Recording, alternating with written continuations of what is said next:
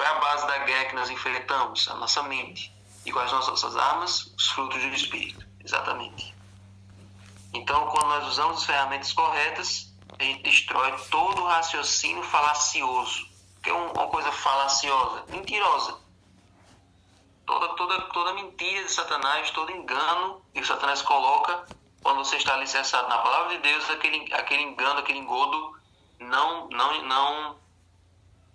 engambela você. Você não é seduzido por qualquer engano quando você está com a sua mente fixada na palavra de Deus. Toda pessoa que cai em qualquer besteira, cai em qualquer engano é porque não lê a Bíblia. Então é assim que a gente vence Satanás. É como está escrito. É como assim diz o Senhor. Certo? Agora, tendo entendido isso, qual é a base do grande conflito e como é que nós podemos vencer essa batalha, como é que nós podemos vencer essa guerra. Agora nós vamos entender um pouco sobre o que Paulo fala na carta de Filipenses, já que o foco desse trimestre é Filipenses e Colossenses. Em Filipenses 1, verso 21, Paulo diz assim: porque para mim o viver é Cristo e o morrer é lucro.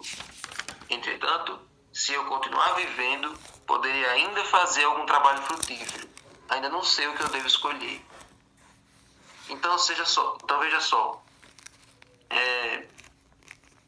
Uma vez que essa batalha é espiritual, nós estamos em uma guerra de ideias e valores. Agora, se Jesus já conquistou a vitória por nós lá na cruz, então se nós estivermos ligados a Ele, nós jamais seremos derrotados, mesmo se morrermos. Amém. Essa frase que é muito interessante. O cristão ele não é derrotado quando ele morre. Nenhum cristão é derrotado, ele é vencido quando ele morre. Verdade. A vida e a morte dele, como diz lá no Salmo, são preciosos aos olhos de Deus. Se o salvo vive, ele dedica cada segundo da vida dele para a obra de Deus. Cada minuto, cada dia da vida dele, ele dedica em missão. Então é muito perigoso para Satanás ter um cristão vivo, porque vivo, nós temos ali um pregador do evangelho em atividade. O tempo todo tem alguém ali que está um guerreiro de Deus em potencial para vencer as forças das trevas, com a sua vida, com cada palavra que ele diz, com cada atitude, com cada pessoa que ele encontra. É uma pessoa que está ali desbravando o terreno dele e tirando as pessoas do inferno e levando para o céu. E quando o cristão morre, o exemplo de vida que ele deixou, o legado que ele deixou, ajuda outros também a seguirem o exemplo dele. Então, o cristão, quando ele morre, não causa um impacto negativo. Vamos todos deixar de ser cristãos porque aquele cristão morreu. Não. Quando o cristão morre, a influência dele passa para os outros ao seu redor para seguir o exemplo que ele deixou. E Samara colocou essa frase aí, que era uma frase usada na Idade Média. Toda vez que os cristãos morriam na fogueira, toda vez que os cristãos morriam ali traçados pelos leões, esquartejados, outras pessoas tomavam o lugar daqueles mártires. E por isso chegou a essa conclusão de que o sangue dos mártires é semente. Ou seja, as pessoas que morriam por Jesus naquele período da Inquisição, no período da Idade Média, essas pessoas elas não perderam, elas não foram derrotadas quando elas morriam. A morte delas ali inspirava outros a morrerem também. Até que Satanás foi obrigado a mudar a estratégia. Quando ele viu que matar não adiantava, aí ele tentou outra estratégia. Mas a princípio ele queria exterminar todos os cristãos. Mas ele só fazia eles aumentarem. Então Paulo entregou a sua vida e o seu futuro a um tribunal superior, o que levou ele a não se importar com o que acontecesse com ele aqui na terra, por mais injusto que fosse. Então ele não se importava se daquele julgamento com Nero, se ele ia continuar preso, se ele ia ser solto ou se ele ia morrer. Não importava qual fosse o destino, ele sabia que ele tinha feito a coisa certa, ele sabia que até ali ele tinha cumprido a missão que Jesus tinha lhe dado.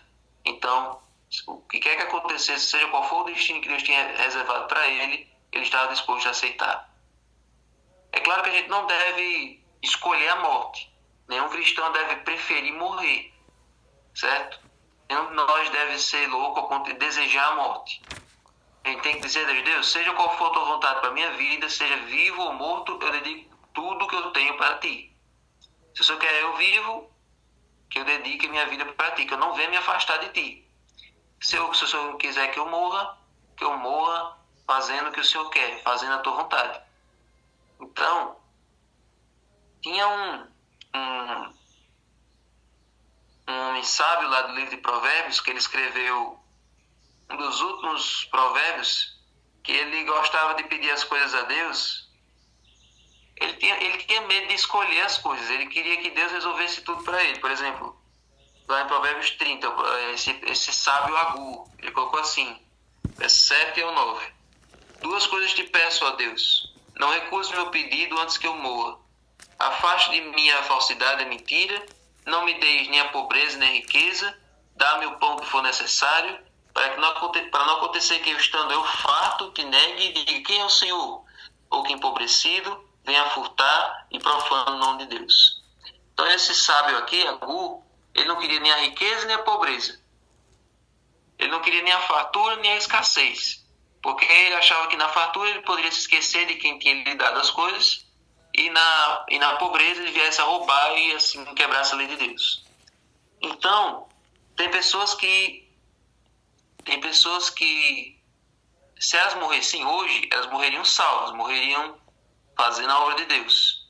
Mas se Deus desse mais um tempo de vida a ela, com o tempo ela ia enfraquecer na fé e ia deixar a obra. Por exemplo, Ezequias ia morrer naquele dia. Se Ezequias morresse ali, ele morreria como um rei perfeito, um rei exemplar. Só que aí ele veio uma doença na vida dele, e essa doença ela ia ser uma doença terminal, e aí ele pediu a Deus mais um tempo de vida. Deus deu mais 15 anos de vida para ele, e nesses 15 anos foi que Ezequias fez. Ele fez uma grande besteira.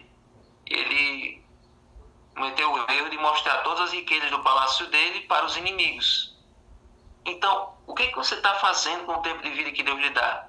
O que você tem feito com os anos de vida que Deus dá para você testemunhar o nome dele?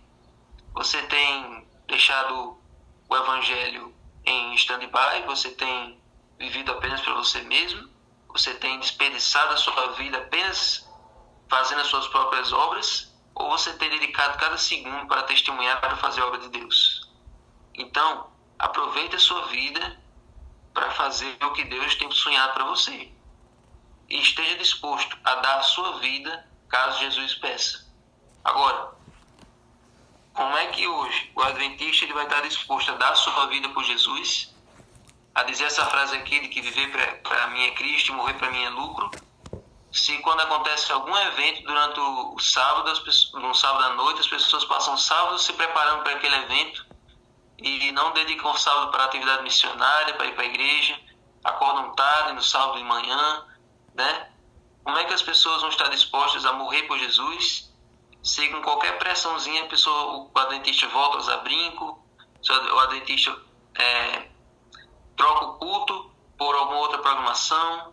Como é que as pessoas dessas vão sobreviver na perseguição quando o mundo todo estiver contra nós, se hoje elas fazem qualquer concessão para trocar Cristo para ser aceito pela sociedade, para ser aceito pela família, para ser aceito pelos amigos?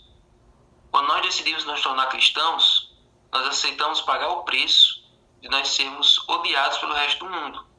Jesus disse lá em João 15, João 17, que, ora, se o mundo odeia vocês, primeiro ele me odiou.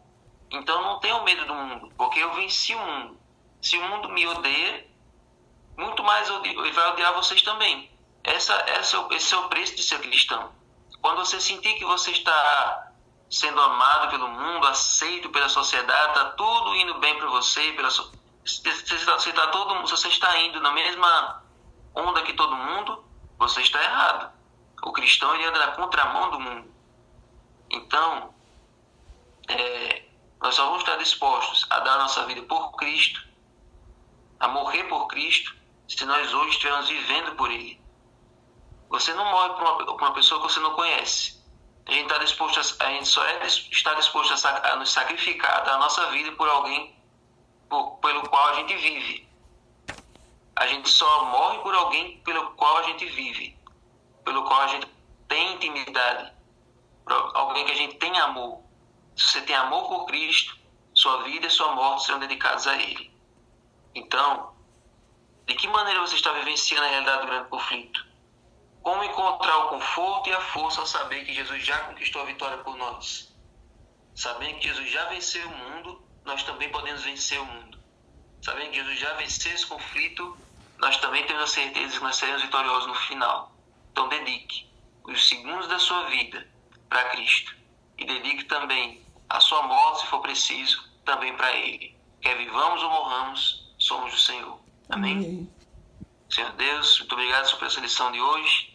Agora abençoa quem for ler o livro e que essa verdade, Senhor, esteja no nosso coração, que nesse conflito entre o bem e o mal que acontece em nossa mente, nós possamos levar cativo todo o pensamento nosso aos teus pés. Amém. Que o Senhor reine supremo em nossa vida. Amém. Em nome de Jesus. Amém. Amém. Amém. Amém.